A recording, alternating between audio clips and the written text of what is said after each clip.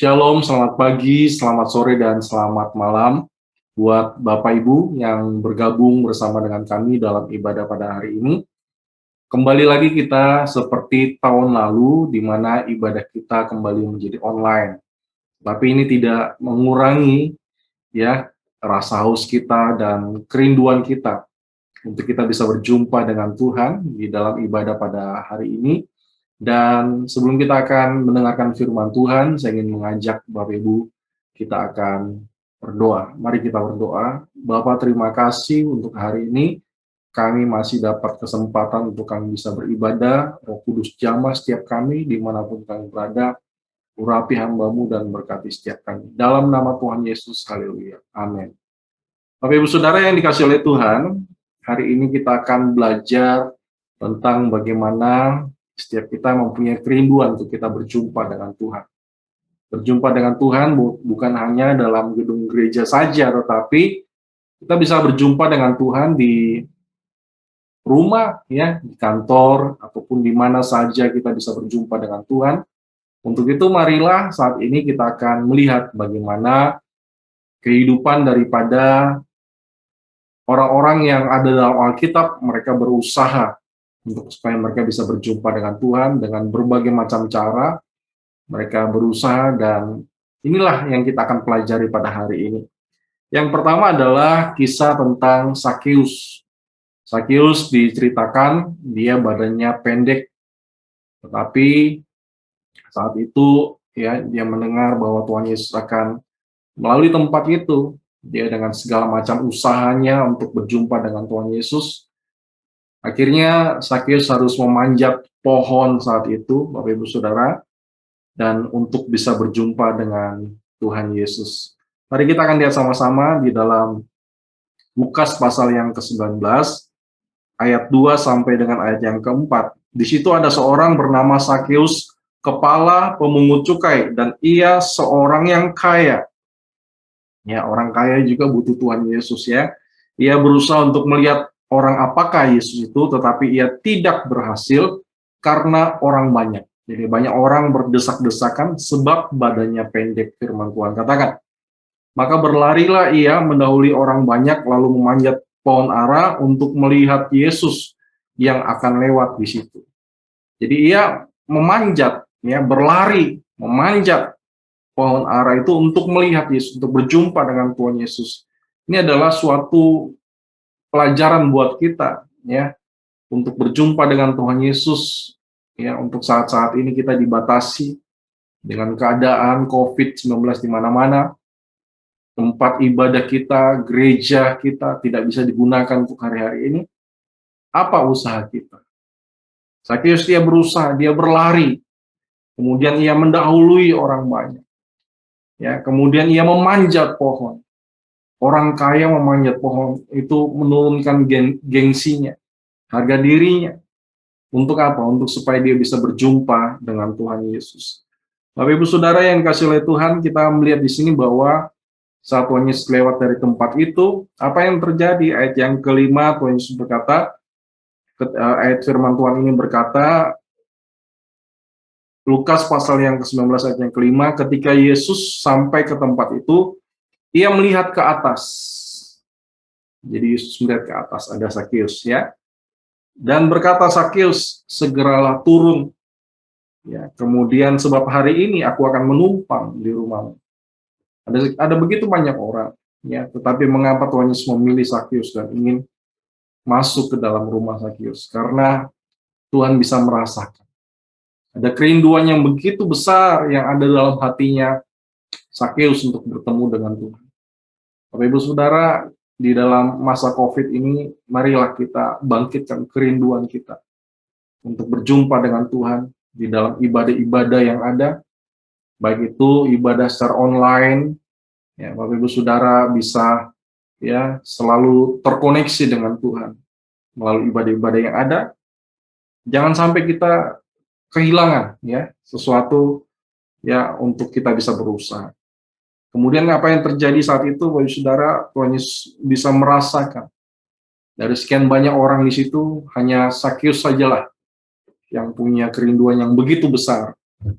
Ya, saya juga membayangkan kalau saat ini Bapak Ibu Saudara ya, dari sekian banyak yang sedang beribadah hari ini, jikalau ada satu dua orang yang sangat merindukan untuk berjumpa dengan Tuhan ya, melalui ibadah hari ini dengan berusaha, Tuhan akan menghargai usaha kita dan Tuhan akan menjamah kehidupan kita pada hari ini. Yang kedua, kita akan pelajari adalah wanita yang mengalami pendarahan 12 tahun. Bapak Ibu Saudara, di dalam Markus pasal yang kelima, ya ayat 24 sampai ayat yang 30. Saya akan bacakan buat Bapak Ibu Saudara. Lalu pergilah Yesus dengan orang itu, orang banyak berbondong-bondong mengikuti dia dan berdesak-desakan di dekatnya. Jadi ada banyak orang yang menyentuh Yesus, berdesak-desakan. Ya, seperti kalau Saudara pernah ya pergi pasar sebelum Covid, ya pasar senggol. Kenapa dinamakan dengan pasar senggol? Karena bersenggolan, ya, karena bergesekan di situ, karena begitu padatnya, Saudara. Kemudian ya berdesak-desakan di dekatnya adalah di situ seorang perempuan yang sudah 12 tahun lamanya mengalami pendarahan. Firman Tuhan katakan wanita ini mengalami pendarahan. Ia telah berulang-ulang diobati oleh berbagai tabib, sehingga telah dihabiskan semua yang ada padanya. Jadi uangnya sudah habis, sudah coba berusaha, namun sama sekali tidak ada faedahnya, malah sebaliknya keadaannya makin memburuk. Ia juga sudah mendengar berita-berita tentang Yesus. Maka di tengah banyak orang itu, ia mendekati Yesus dari belakang. Ya, Bapak Ibu Saudara, orang kalau mengalami pendarahan itu tubuhnya lemah, pucat, tenaganya ya sudah mulai ya lemah dan sebagainya, tetapi ia berusaha ya mendekati Yesus dari belakang dan menjamah jubah Yesus. Sebab katanya, asalku jamah saja jubahnya, aku akan sembuh. Jadi Bapak Ibu Saudara, kita lihat luar biasa. 29, seketika itu juga berhentilah pendarahannya dan ia merasa bahwa badannya sudah sembuh dan dari penyakitnya. Pada ketika itu juga Yesus mengetahui bahwa ada tenaga yang keluar dari dirinya. Lalu ia berpaling di tengah orang banyak dan bertanya, siapa yang menjamah jubah? Ya, ini satu pertanyaan yang sedikit kita perlu ya untuk berpikir. Ada tadi firman Tuhan sudah katakan ada begitu banyak orang berdesak-desakan. Ada begitu banyak orang yang bersentuhan, termasuk menyentuh jubah Tuhan Yesus, tapi hanya kepada wanita ini ada kuasa tenaga yang keluar dari tubuh Tuhan Yesus ya, sehingga menyembuhkan wanita itu. Ini adalah pelajaran yang luar biasa ya, bahwa kuasa itu tidak mengalir kepada semua orang, tetapi kuasa itu mengalir hanya kepada orang yang sangat membutuhkan Tuhan Yesus. Kalau Bapak Ibu Saudara pada hari ini sangat membutuhkan Tuhan, saya percaya kuasa Tuhan akan mengalir dan akan menjamah Bapak Ibu Saudara dimanapun kita berada. Ya, di sini kita melihat bahwa ada usaha ya yang dilakukan oleh wanita ini. Dia berusaha ya, menerobos begitu banyak orang. Belum lagi mungkin ada orang yang memarahi dia ya dan sebagainya. Tetapi ini usaha inilah yang membuat dia bisa sampai pada titik dia bisa memegang jubah daripada Tuhan Yesus. Mari kita berusaha sampai kita bisa berjumpa dengan Tuhan dalam ibadah-ibadah. Makanya dalam ibadah-ibadah yang online seperti ini, Bapak Saudara, jangan kita sambil tidur, ya, jangan sambil makan. Mari kita beribadah dengan sungguh-sungguh. Supaya ibadah hari ini dan seterusnya, ya, ibadah-ibadah online yang kita ikuti, memang benar-benar ada kuasa yang kita bisa terima dari ibadah-ibadah itu. Tidak terbatas oleh waktu, tempat, dan ruang. Tapi Bapak Saudara, pengorbanan apa, usaha apa yang kita lakukan? Ya, saya tahu mungkin ada beberapa dari Bapak Ibu Saudara yang berusaha untuk bisa beribadah ya dengan cara membeli pulsa ya untuk bisa ibadah, sebab ada begitu banyak ibadah yang ke depan ini akan membutuhkan pulsa yang cukup banyak untuk kita bisa terkoneksi dengan Tuhan, terkoneksi dengan sesama. Kita butuh pengorbanan. Ya, untuk itu, Bapak Ibu Saudara, sesuai dengan tema kita bulan ini tentang pengorbanan, kita sudah praktekkan untuk hari-hari ini. Bukan hanya kita membicarakan, kita belajar, tapi saya melihat Bapak Ibu Saudara sudah praktek, kita korbankan waktu kita. Kita korbankan ya materi kita untuk kita bisa ya berjumpa dengan Tuhan pada hari ini. Ya, Tuhan melihat kerinduan Bapak Ibu Saudara dan Tuhan akan memberkati. Contoh yang ketiga yang kita akan pelajari adalah orang lumpuh yang ingin mengalami kesembuhan. Ya, jadi ceritanya, Bapak Ibu Saudara, kalau kita lihat di dalam Markus pasal 2 ayat 2, maka datanglah orang-orang berkerumun sehingga tidak ada lagi tempat. Ya, jadi banyak sekali orang. Bahkan di muka pintu pun tidak ada tempat untuk bisa masuk pun tidak ada. Ya, Tuhan Yesus sedang ada satu rumah, semua orang ingin masuk tidak bisa sampai di luar, ya, ingin mendengarkan pengajaran Tuhan Yesus. Sementara ia memberitakan firman pada mereka. Ini membuktikan bahwa ya Tuhan Yesus itu di mana dia berada, ada begitu banyak orang yang rindu mendengar firman. Bapak Ibu Saudara, apakah kita punya kerinduan untuk kita bisa mendengar firman hari-hari ini? Kita lihat ada orang lumpuh ya yang ingin disembuhkan, tetapi sangat tidak mungkin untuk bisa masuk karena begitu banyak orang. Pintu pun sudah tidak bisa masuk. Ya, kalau orang harus bergeser untuk orang lumpuh ini bisa masuk, pasti akan menimbulkan ya protes dari yang lain. Tetapi apa yang terjadi? Orang lumpuh ini tidak menyerah, ya, dia meminta bantuan daripada 4 temannya, ya. Apa yang mereka lakukan? Berusaha dan berusaha. Ada kata berusaha di situ. Mari kita akan lihat sama-sama Lukas pasal yang kelima ayat 18. Ada kata berusaha di situ. Lalu datanglah beberapa orang mengusung ya seorang lumpuh di atas tempat tidur. Mereka berusaha. Ada kata berusaha membawa dia masuk dan meletakkan di hadapan Yesus. Bagaimana usaha mereka? Kita lihat ini luar biasa, ayat yang ke-19. Karena mereka tidak dapat membawanya masuk berhubungan dengan banyaknya orang di situ. Naiklah mereka ke atap. Bapak Ibu Saudara, naik ke atap itu ya mungkin agak mudah kalau kita yang naik ke atap sendiri, tapi ini harus mengangkat orang lumpuh di atas tempat tidurnya. 4 orang ini harus mengangkat, kemudian apa? Ya, membawa yang berhubungan dengan orang lain itu. Naiklah mereka ke atap rumah, lalu membongkar atap itu dan menurunkan orang itu dengan tempat tidurnya di tengah-tengah orang banyak, tepat di depan Yesus. Wow, luar biasa. Ya, menurunkan dari atas itu tidak mudah. Jangan-jangan nanti jatuh dan sebagainya. Belum lagi orang lumpuhnya mungkin berat dengan tempat tidurnya. Ada usaha untuk berjumpa dengan Tuhan Yesus, ada usaha yang begitu luar biasa. Dengan hati-hati, butuh tenaga dan segala sesuatu. Bapak Ibu Saudara, ya marilah kita berusaha hari-hari ini dengan segala macam cara untuk kita bisa berjumpa dengan Tuhan dalam ibadah-ibadah yang kita alami hari-hari ini. Kita harus online kembali. Tidak menjadi masalah, Bapak Ibu Saudara. Saya sudah sampaikan ya di ibadah hari Jumat, kalau kita berdoa keadaan ini segera berlalu, ya COVID ini segera hilang. Tapi saya ingin bertanya kepada Bapak Ibu Saudara, bagaimana kalau keadaannya tidak berubah?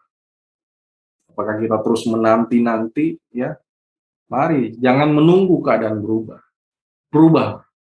Kita berusaha untuk beradaptasi dengan keadaan ini, dengan cara ya kita bisa melakukan apa yang harus kita lakukan, Bapak Ibu Saudara ya.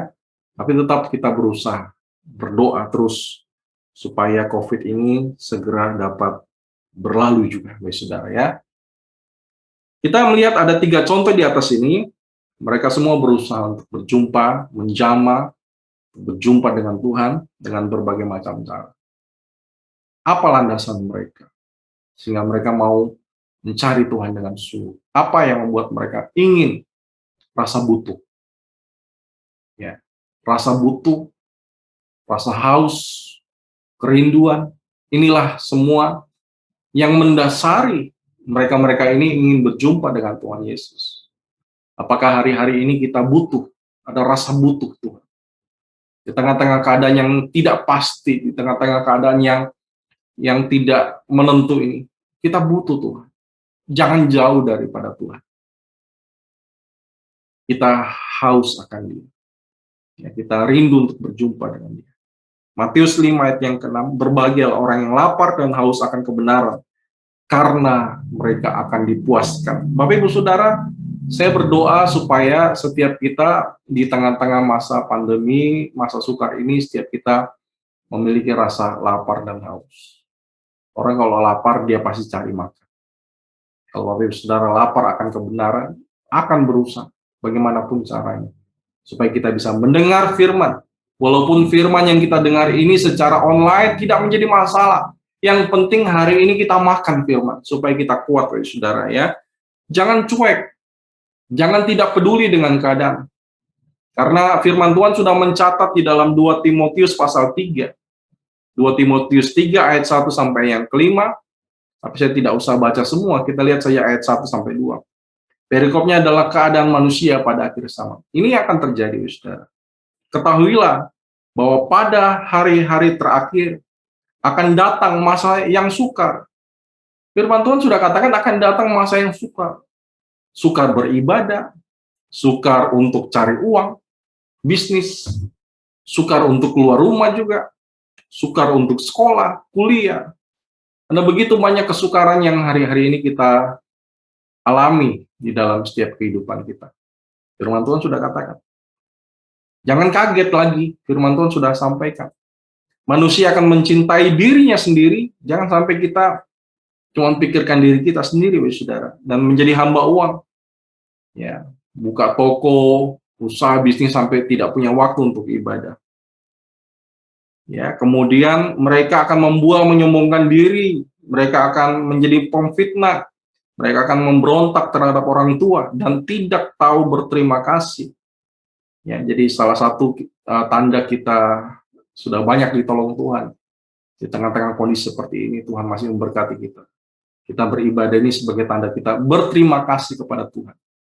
Sudah memelihara kehidupan kita. Dan dikatakan juga tidak mempedulikan agama. Tidak usah ibadah-ibadah, nanti saja. Kalau sudah ibadah di gereja baru saya mau ibadah. Tidak ada usaha sama sekali. Itu tanda sudah tidak punya kerinduan, rasa haus. Dan ini tanda bahwa manusia akhir zaman seperti itu, tidak peduli agama. Tidak mau ada usahanya sama sekali untuk datang mencari itu. Marilah kita semua berusaha dengan sungguh-sungguh. Ajak keluarga kita. Ya, kalau istri belum ibadah, ingatkan. Kalau suami belum ibadah, ingatkan. Kalau anak-anak belum ibadah, ingatkan. Jangan mencintai diri sendiri, seperti ayat 2 tadi. Manusia akan mencintai diri sendiri, tidak peduli dengan sekitarnya. Jangan, saudara. Kita saling mengingatkan untuk kita supaya semua tetap beribadah. Ya, Bapak Ibu Saudara punya anak mungkin di luar kota, ingatkan. Beribadah. Kirimkan link ibadah hari ini. Untuk supaya mereka bisa ibadah. Ya, supaya setiap kita bisa punya kerinduan. Saya ingin akhiri dengan ini, Bapak Saudara, marilah kita punya kerinduan untuk kita datang kepada Tuhan, berusaha dengan sungguh-sungguh. Kita sudah melihat 3 contoh, bagaimana Sakeus, bagaimana wanita yang mengalami pendarahan 12 tahun itu, dan kemudian orang lumpuh yang ingin disembuhkan oleh Tuhan. Mereka berusaha. Mari kita juga berusaha sama-sama, Bapak Saudara. Saya ingin sampaikan ini sebagai penutup. Jika kita tidak lagi memiliki rasa lapar dan haus akan firman atau akan Tuhan, maka masa sukar ini akan membuat kerohanian kita semakin merosot. Saya ulangi sekali lagi. Jika kita tidak mempunyai rasa lapar dan haus akan Tuhan di dalam kehidupan kita, maka masa sukar ini akan membuat kerohanian kita makin merosot. Kita akan semakin lemah, kita tidak mampu menghadapi akan tekanan hari-hari ini. Kita mendengar bagaimana ada pasangan daripada artis yang memakai narkoba. Ditanya apa alasannya? Tidak tahan dengan tekanan keadaan COVID hari-hari ini. Ya, lari ke narkoba, jangan pakai narkoba, saudara. Ya, itu sangat tidak baik. ya, akan membuat kita kecanduan, akan merusak masa depan kita. Ketika kita tidak tahu mau bikin apa, larilah kepada Tuhan, menyembah, memuji Tuhan, maka Tuhan akan memberikan kepada kita kesegaran, Tuhan akan memberikan kepada kita kekuatan baru untuk menghadapi tantangan apapun dalam setiap kehidupan kita. Bapak Ibu Saudara, sebentar di akhir daripada firman Tuhan ini, saya ingin kita sama-sama berdoa, Bapak Ibu Saudara, ya. Kita menumpangkan tangan untuk orang-orang yang sakit. Nanti ada slide video, kita bersama-sama berdoa buat dokter, buat perawat, buat polisi, buat TNI, buat pemerintah dan semuanya, supaya semuanya bisa bekerja dengan sangat baik. Tuhan melindungi dan Tuhan memberkati. Kita akan tutup dulu di dalam doa. Mari Bapak Saudara kita berdoa. Bapa, terima kasih untuk hari ini. Kami sudah mendengarkan kebenaran firman Tuhan. Berikan rasa butuh, haus, ya, satu kerinduan yang besar, lapar, haus akan Tuhan. Supaya kami bisa berusaha mencari Tuhan dalam situasi apapun, tidak akan menghalangi kami untuk berjumpa dengan Tuhan. Tuhan berkati semua yang sudah ibadah pada hari ini. Tuhan sertai semuanya, berkati akan keluarga dan semua apa yang dikerjakan Tuhan buat berhasil. Terimalah berkat Tuhan. Diberkati Bapak Ibu Saudara dimanapun Bapak Ibu Saudara berada, dalam usaha, pekerjaan, bisnis, sekolah, kuliah, keluarga, pernikahan, diberkati oleh Tuhan. Tuhan buat senantiasa berhasil, beruntung, dijauhkan dari belalang pelahap, diberkati akan sekolah kuliah, diberkati masa depan kita semua, dan diberkati kota Kendari dan bangsa Indonesia. Dengan slide video yang kita saat ini sedang lihat bersama-sama, marilah Bapak Saudara, kita peduli dengan keadaan seperti ini. Kita doakan mereka, supaya mereka senantiasa kuat menjalani, ya, keadaan seperti ini. Para perawat, dokter, Tuhan lindungi. Tuhan memberkati akan bangsa ini.